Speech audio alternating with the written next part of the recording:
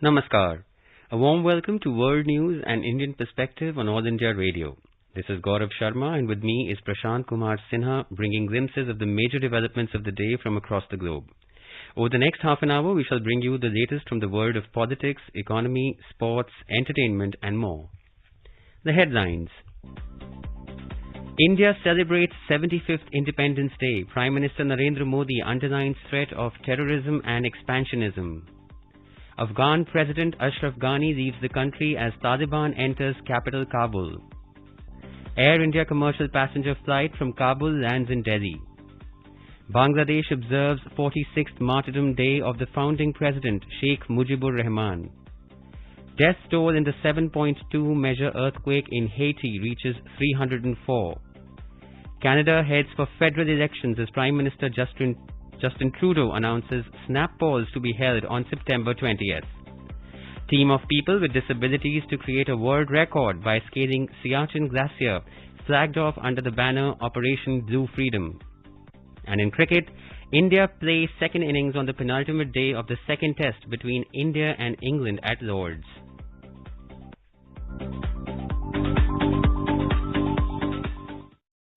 As the nationwide free COVID-19 vaccination campaign at government facilities for those above 18 years is underway, we advise our young listeners to get vaccinated and help others get vaccinated. We also advise our listeners not to lower their guard as COVID-19 remains a threat to our health. Please stay at home unless it is essential to go out and continue to follow these 3 simple steps. Wear a face mask, maintain 2 gaz ki doori for social distancing, and focus on hand and face hygiene.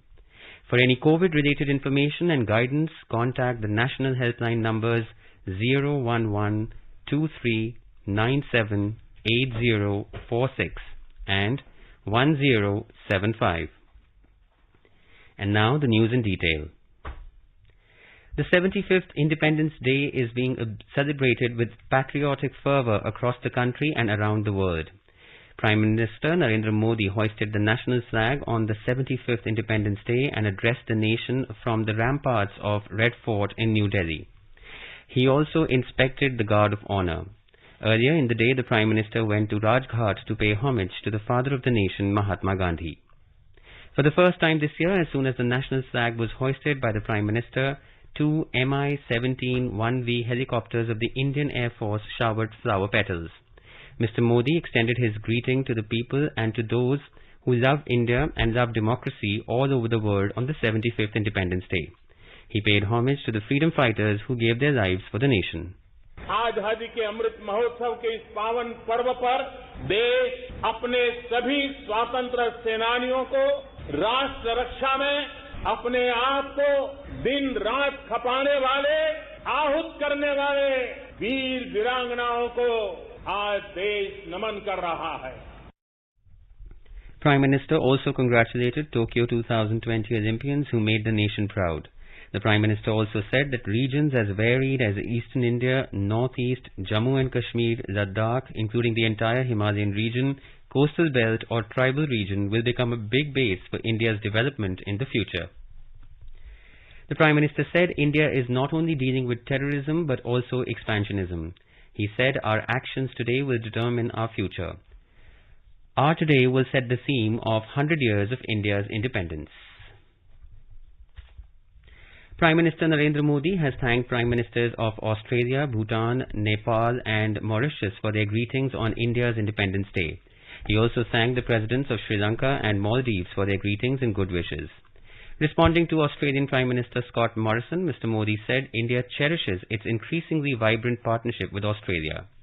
While reacting to the wishes of Bhutanese Prime Minister Lote Tshering, Mr. Modi said all Indians value the unique and trusted ties of friendship the country shares with Bhutan. The Independence Day of India was celebrated in Bangladesh with members of the Indian community taking part in it enthusiastically. A report from our special correspondent in Dhaka. The 75th Independence Day of India was celebrated in Bangladesh at the Indian High Commission in Dhaka and Assistant High Commissions at Khulna, Rajshahi, Sylhet and Chattogram. The program was attended by the members of the Indian community, though the number was kept restricted due to the ongoing corona pandemic in the country. At the Chancery Complex in Dhaka, the flag hoisting ceremony was followed by the reading of the President's address by the High Commissioner of India, Vikram Doraiswamy. Patriotic songs were rendered by a group of artists from India and Bangladesh. High Commissioner Vikram Doraiswamy met the members of the Indian community and exchanged the Independence Day greetings. At the Assistant High Commissions at Khulna, Rajshahi, Sylhet and Chattogram also, people of the Indian community and some eminent Bangladeshi citizens took part in the Independence Day program. Each Assistant High Commission organized some special events to mark the Azadi Ka Amrit Mahotsav. At Khulna, a special selfie corner on the theme of Azadi Ka Amrit Mahotsav was the center of attraction of people. At Rajshahi, students of local medical college presented a medley of patriotic songs. At Sylhet, a short video on global digital painting and poster making competition and video on Azadi Ka Amrit Mahotsav were screened on the occasion. Rajesh Jha, World News, All India Radio, Dhaka. The Embassy of India in Beijing celebrated the nation's 75th Independence Day with great zeal and enthusiasm. The celebrations were held at the consulates. The celebrations were also held at consulates in Guangzhou and Shanghai. Hundreds of Indian community members attended the joyous event. Ambassador Vikram Misri hoisted the national flag, which was followed by singing of the national anthem. A report from our Beijing correspondent.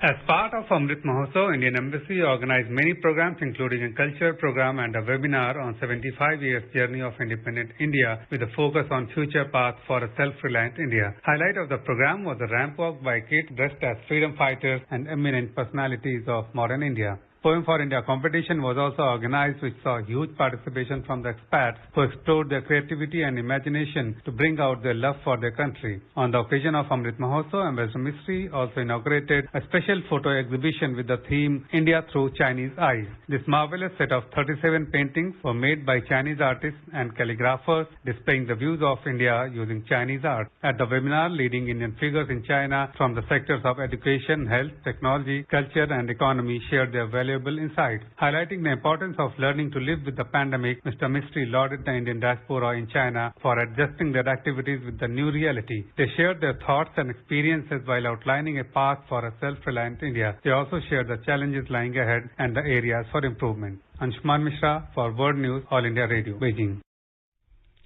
In a major turn of events in Afghanistan, President Ashraf Ghani has resigned and left the country. It is now confirmed that Taliban insurgents entered Afghanistan's capital Kabul on Sunday. In a video message released earlier, Mr. Ghani called on government forces to maintain law and order in Kabul despite panic caused by the Taliban's advance. The development is the latest in a series of worrying events in the strife-torn nation.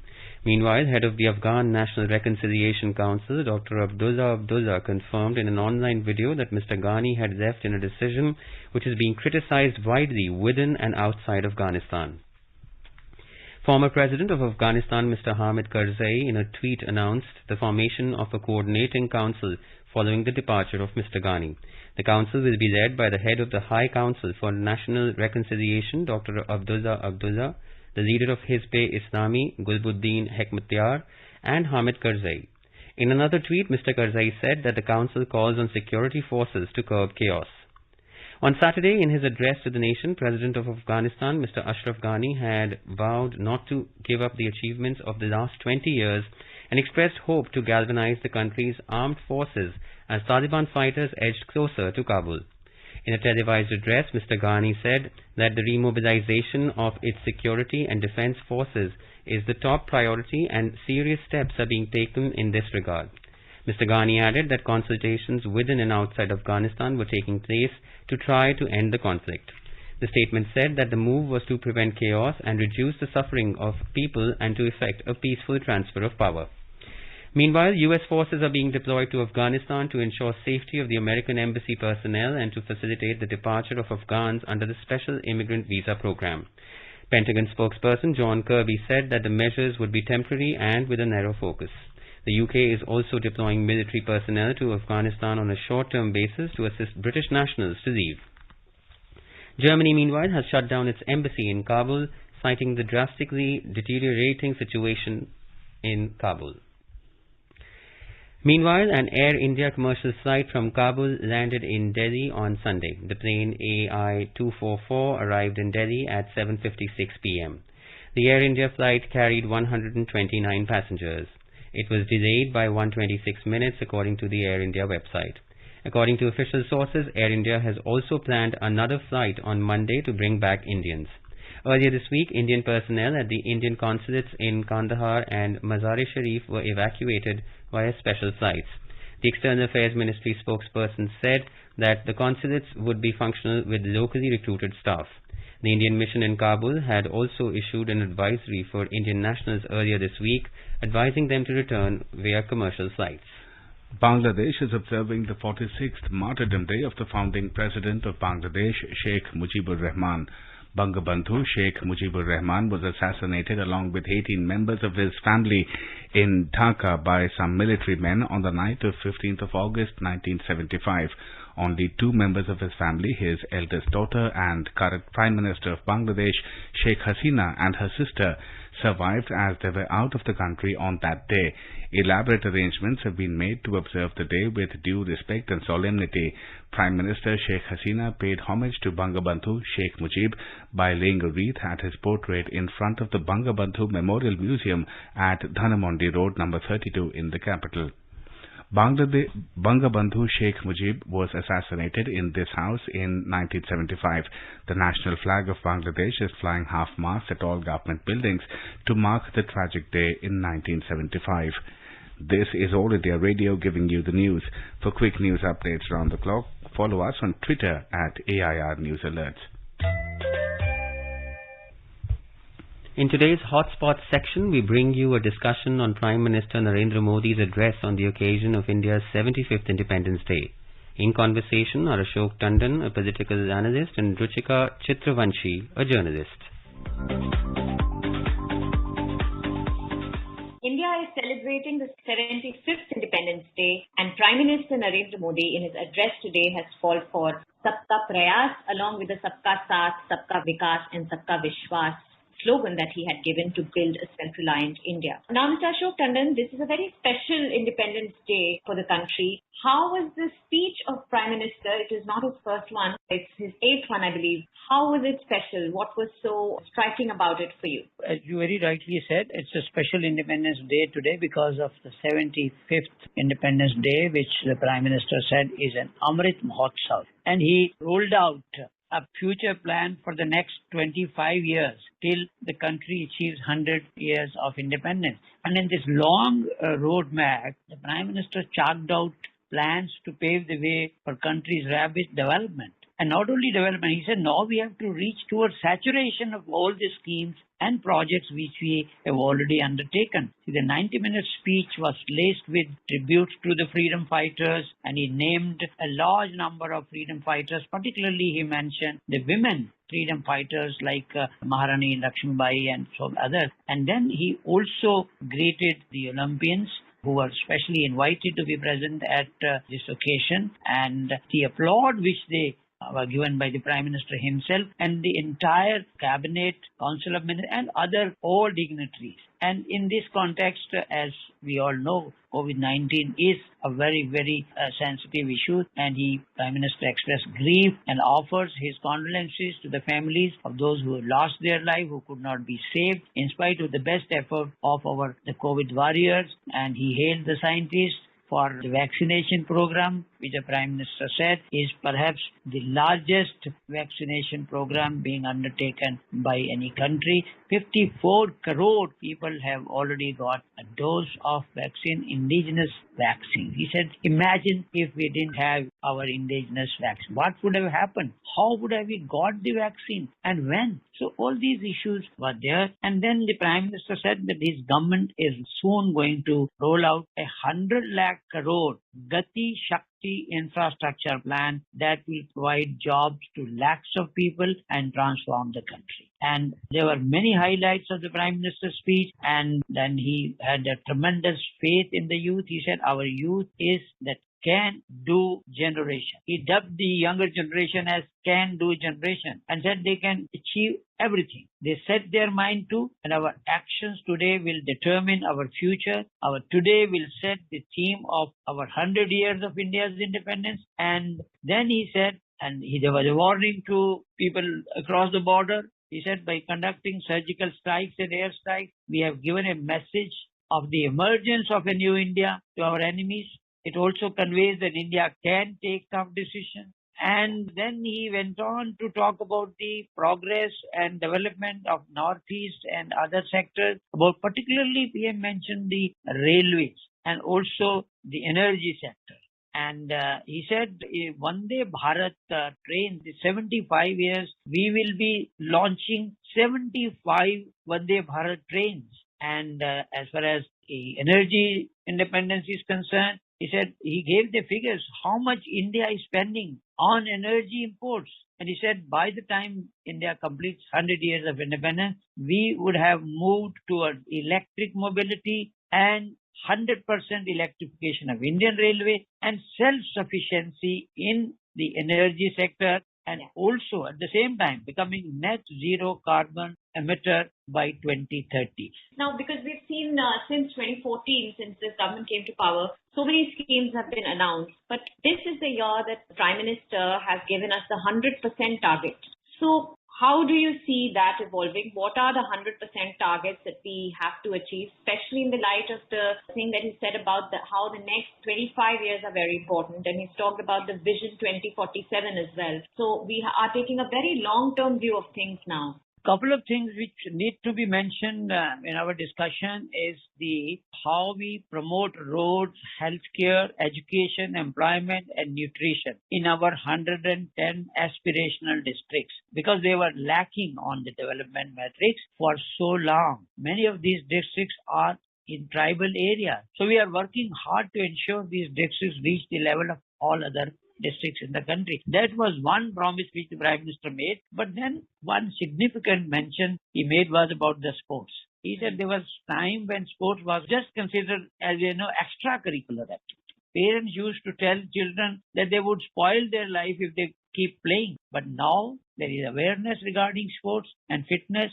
and therefore we are now experienced in this. This is exactly what our sportspersons have shown during the Olympics. And another significant announcement the Prime Minister made was that all Sainik schools will be open for girls. And that was another very significant step. He said, moving towards strengthening Beti Bachao, Beti Padhao initiative, our daughters will now be able to study in Sainik schools. And also, they will be performing better in these sports because they will get good opportunities. And in that context, the Prime Minister also referred to the national education policy, and he said it means to fight poverty and will focus on teaching in the regional languages. National education policy will be when students will learn their lessons in their own language that is closer to their hearts, and it will surely give them new foundation and new confidence. And if we talk about other priorities, and one of the priorities which he mentioned was that the services should reach the last person in a seamless manner. For the all-round development of the nation, it is essential to end the unnecessary interference of government and government procedures in the lives of people. Very apt point made about how Sainik schools is being open for girls, and you also talked about so many other steps like in terms of infrastructure, etc., that are also being taken. With respect to the Olympians, we saw this time that obviously the gathering was small for the second year in a row. We've had somewhat muted celebrations, but we have so many Olympians present there. Do you think now with what the Prime Minister has said, especially as you already mentioned, sports should be part of education, do you think that there'd be a change in the way the country sees these things in future? Certainly, as the Prime Minister himself mentioned, that the paradigm is now changing. with the success in Olympics, the parents now will be driven towards encouraging their children to go for sport. And he was hopeful that now our Olympians have opened the gates for India to progress rapidly in the sports field. But he was also equally emphatic about the rural belt. He said villages are changing rapidly. Digital entrepreneurs are getting ready in villages. And we will see that in very facilities like road, electricity have now reached villages. Optical fiber network is providing the power of data to villagers. Internet is reaching there. Digital entrepreneurs they are now coming forward in the rural area. So at the same time, of course, he mentioned about the deprived sections. The OBC, the bill which has recently, providing reservation to backwards, and the identification of backward castes has now been left to the state. So therefore, we have to take India to new heights in the 21st century. And for this, we have to hold hands of the section that is lagging behind. The area that is lagging behind will have to be caring about their basic facilities. Reservations for Dalits, backwards, tribal, economically weaker sections of general category also will have to be taken care of. And in that context, we refer to the recent measures which the government has taken, granting to OBCs under All India quota in the medical reservations, in medical education, and specifically, and I think repeatedly, the Prime Minister has been never forgetting to mention the developments in Jammu and Kashmir. The delimitation exercise is on. Soon Jammu and Kashmir will have elections and elected governments, particularly when he talked about Ladakh, which is witnessing the creation of modern infrastructure. And then there is an Indus Central University which is going to make Ladakh a center of higher learning and development. He said should be inclusive. Northeast particularly has always been very dear to the Prime Minister. He said the entire Himalayan region, including Jammu and Kashmir, Ladakh, the coast belt and the tribal region, now will make a foundation for India's development in future. And Northeast is now going to be connected with Myanmar, Bangladesh, and of course, very soon, all the state capitals of the northeastern region are going to be connected by rail. So all these projects were mentioned by the Prime Minister, and he said the benefits of many schemes, in the last 7 years, from Ujjwala to Ayushman Bharat, the benefits have reached the doorsteps of the crores of poor people. And in that context, Prime Minister said that Sabka Saath, Sabka Vikas, Sabka Vishwas, and now Sabka Prayas.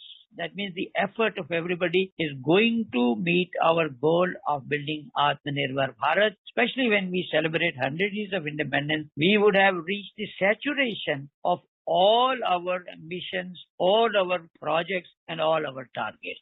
Thank you so much, Mr. Tandon, for joining us and taking us through the highlights of the Prime Minister's speech today. Thank you very much.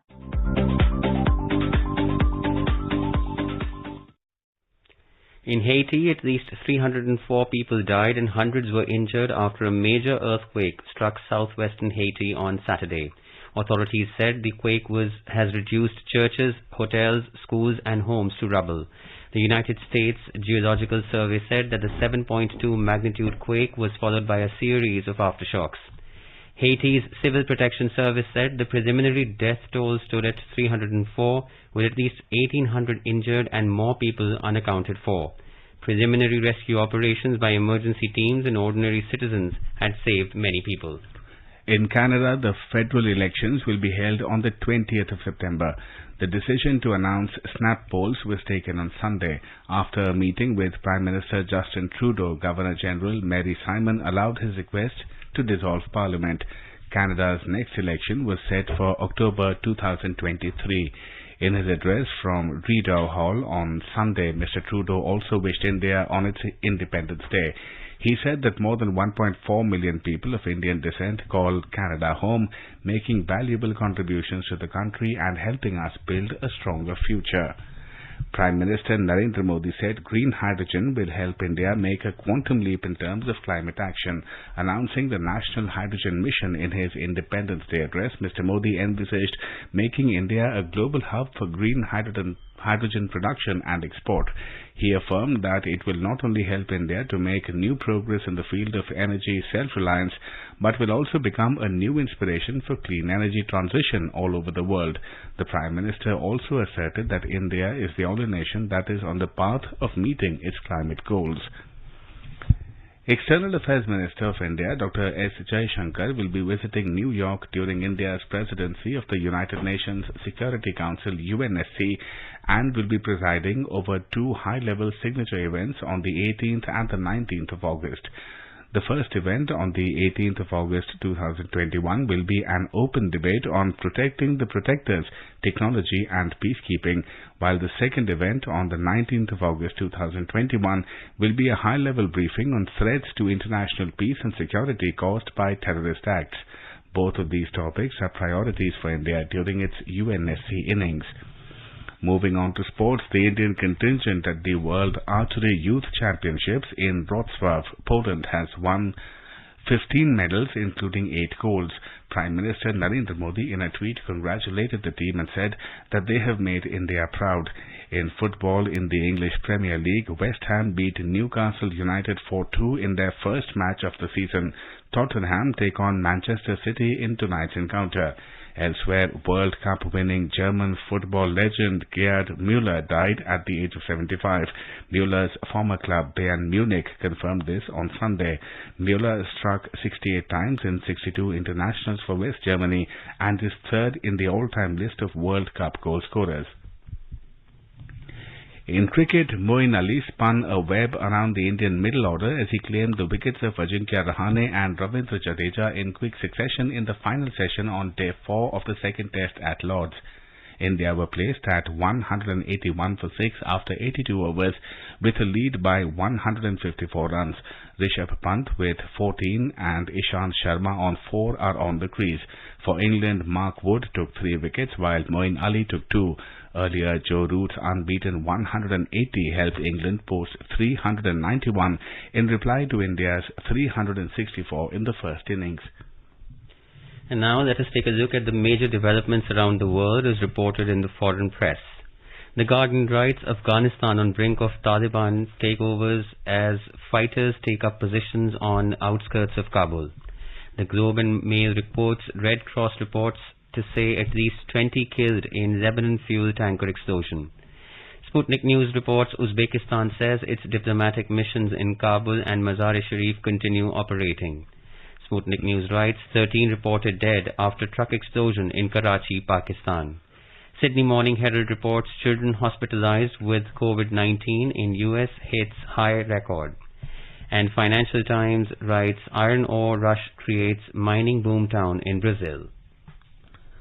Operation Blue Freedom to create a world record at Siachen Glacier was flagged off from New Delhi on Sunday. Union Minister for Social Justice and Empowerment Dr. Virendra Kumar flagged off Operation Blue Freedom from Dr. Ambedkar International Centre in New Delhi. Recently, the Government of India permitted a team of people with disabilities to scale Siachen Glacier. A team of people with disabilities trained by Team Claw, a team of the Armed Forces veterans. The selected people with disabilities from across the country will undertake an expedition till Kumar Post in the Siachen Glacier to create a new world record for the largest team of people with disabilities to reach the world's highest battlefield. President Ramnath Kovind has sent his greetings to all fellow citizens on the eve of Parsi New Year. In his message, Mr. Kovind has said the contribution of the Parsi community in social and national life is incomparable, and their way of life, work style and unwavering devotion towards the preservation of their culture evokes a feeling of appreciation among the countrymen. A quick look at the headlines once again. India celebrates 75th Independence Day. Prime Minister Narendra Modi underlines threat of terrorism and expansionism. Afghan President Ashraf Ghani leaves the country as Taliban enter capital Kabul. Air India commercial passenger flight from Kabul lands in Delhi. Bangladesh observes 46th Martyrdom Day of the founding president Sheikh Mujibur Rahman. Death toll in the 7.2 measure earthquake in Haiti reaches 304. Canada heads for federal elections as Prime Minister Justin Trudeau announces snap polls to be held on September the 20th. Team of people with disabilities to create a world record by scaling Siachen Glacier flagged off under the banner Operation Zoo Freedom. And in cricket, India plays second innings on the penultimate day of the second test between India and England at Lord's.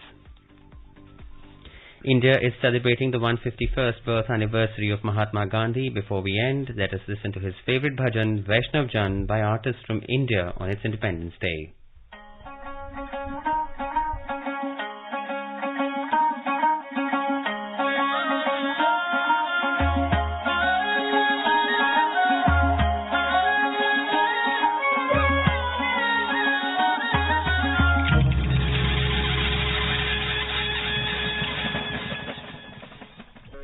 And with that, we end this bulletin. We'll be back at the same time tomorrow with the next edition of World News.